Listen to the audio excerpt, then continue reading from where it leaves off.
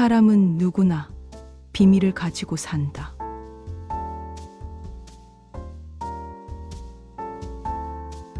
하지만 그 비밀이 가족 사이에 있을 때 그건 사랑이 아니라 독이 된다.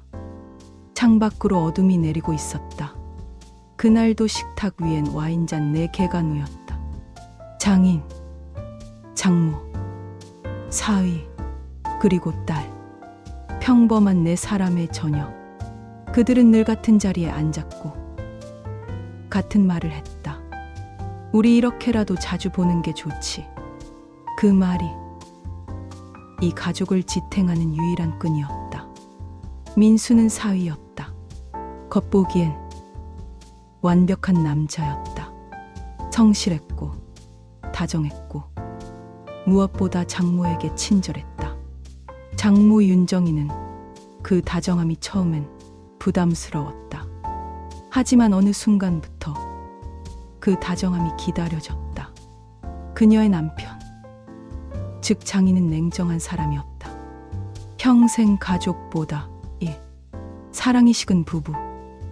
그들 사이엔 오직 의무만 남아있었다. 그런 그녀에게 민수의 말 한마디, 웃음 하나가 따뜻했다. 비가 오던 날 윤정이는 우산을 들고 서 있었다. 민수가 퇴근하며 다가왔다. 어머니, 비 오는데 혼자 계셨어요? 그날 둘은 처음으로 우산을 함께 썼다. 짧은 거리였지만 그 사이 공기가 이상하게 뜨거웠다. 그날 이후 윤정이는 민수를 피하려 했다. 하지만 피할수록 생각났다. 왜 저 남자는 내 딸의 남편일까? 그리고 어느 날 그 금기가 깨졌다. 지연이 출장 간 밤, 윤정이는 민수에게 전화를 걸었다. 혼자 먹기 싫어서 같이 밥이나 먹자. 그 한마디가 모든 걸 무너뜨렸다.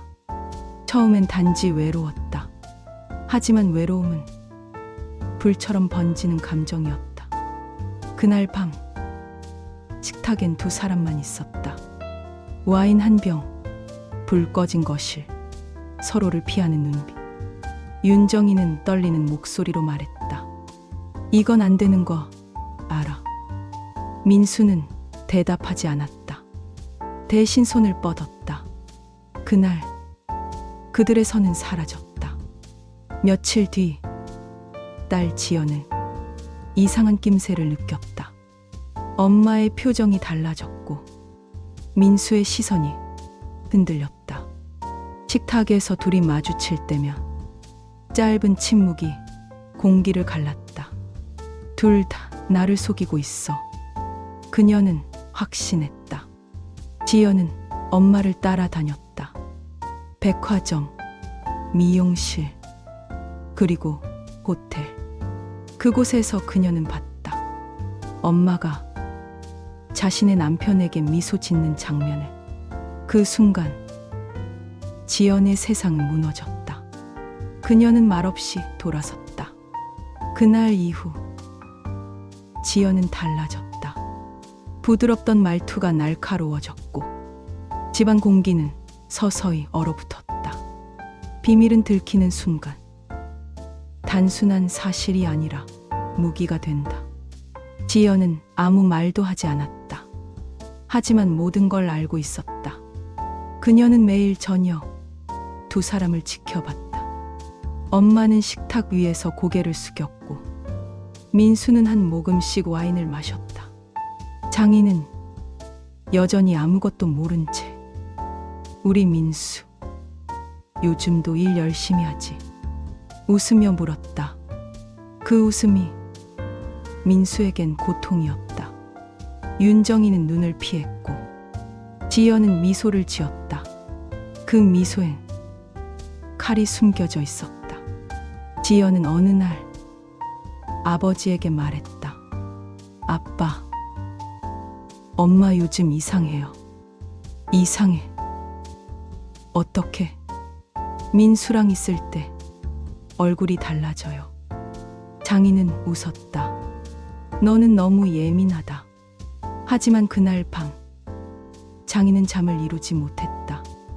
아내가 웃는 얼굴이 머릿속에서 떠나질 않았다. 그녀가 언제 저렇게 웃었던가.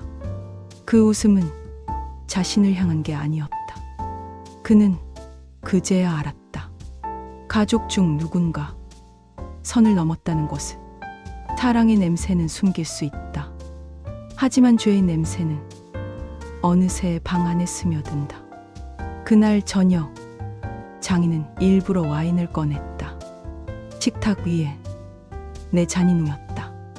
우리 오랜만에 다 같이 한잔하자.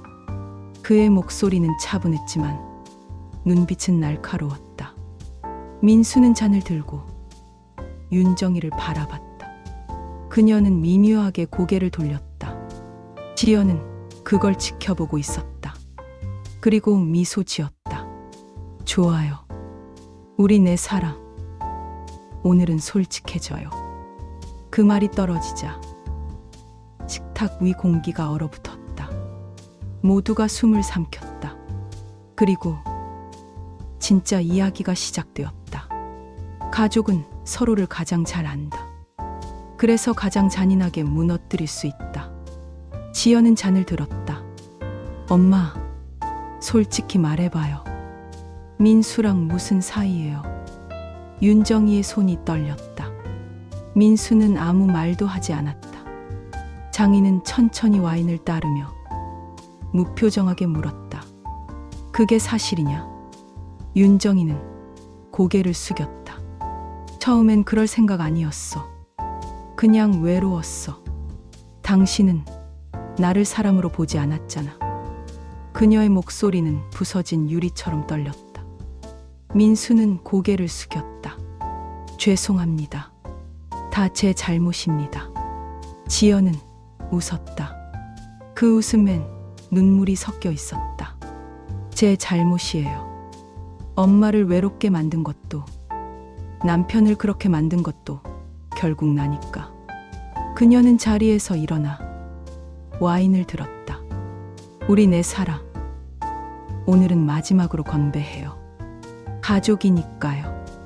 잔이 부딪히는 소리. 그 짧은 순간 모두의 눈빛이 서로를 찔렀다. 윤정이는 남편을 바라보았다. 그 눈엔 오래된 원망과 미안함이 섞여 있었다. 장인은 아무 말도 하지 않았다. 대신 와인을 천천히 마셨다. 그의 입가가 조금씩 일그러졌다. 독은 늘 사랑과 함께 들어온다. 장인은 와인잔을 떨어뜨리며 쓰러졌다. 윤정이가 비명을 질렀다. 당신 왜 그래? 지연은 미동도 하지 않았다. 그녀의 얼굴에 이상한 평온함이 있었다. 민수가 다가와 소리쳤다. 지연아, 설마 내가? 지연은 미소 지었다. 아버지는 항상 말했어요. 가족은 거짓말하지 말라고. 그래서 진실을 마시게 해드린 거예요. 윤정이는 떨리는 손으로 딸의 뺨을 때렸다. 너 미쳤니? 지연은 눈물도 흘리지 않았다. 아니요, 엄마. 전 이제야 제 자리를 찾았어요. 당신은 엄마가 아니라 내 남편의 여자였으니까. 민수는 지연의 손을 붙잡았다. 이건 잘못이야. 지금이라도 멈춰. 멈출 게 남아있다고 생각해요? 그녀는 차갑게 웃었다. 당신이 나를 떠날 때 이미 끝났어요. 그녀는 부엌으로 가서 또 다른 와인병을 꺼냈다. 이건 엄마 몫이에요. 윤정이는 고개를 저었다. 그만해, 제발. 엄마가 그랬잖아요. 외로워서 그랬다고. 그럼 이번엔 외로움을 끝내요. 그녀는 와인을 따라 잔을 내밀었다. 윤정이는 잔을 바라보다가 천천히 입에 가져갔다. 눈을 감았다. 지연아, 미안해. 그리고 잔이 떨어졌다. 민수는 충격에 휩싸였다. 두 여자가 동시에 무너지는 모습을 바라보며 그는 주저앉았다. 손에 묻은 와인을 보고 자신이 피를 만진 것처럼 몸을 떨었다. 죄는 결국 가장 사랑했던 사람에게로 돌아간다. 민수는 그날 밤 사라졌다. 경찰은 실종이라 했지만 아무도 그의 흔적을 찾지 못했다. 며칠 뒤 집은 조용했다. 장인의 장례가 끝난 뒤 지연은 식탁 앞에 앉아 있었다. 그곳엔 와인잔 3개가 놓여 있었다. 그녀는 홀로 중얼거렸다. 이제 남은 건 나뿐이네. 그녀는 와인을 따르고 자신의 잔을 들었다. 이건 내 몫이야. 하지만 그 순간 문이 열렸다. 민수가 서 있었다. 피곤하고 초췌한 얼굴. 지연아, 그만하자. 우리 다 그만해. 지연은 미소 지었다. 민수, 이제 와서 무슨 의미가 있어? 그럼 나라도 내 곁에 있을게. 그녀는 고개를 저었다. 아니, 당신은 벌써 내 곁을 떠났잖아. 엄마에게로. 그녀는 와인을 마셨다. 입술이 붉게 물들었다. 그리고 조용히 말했다.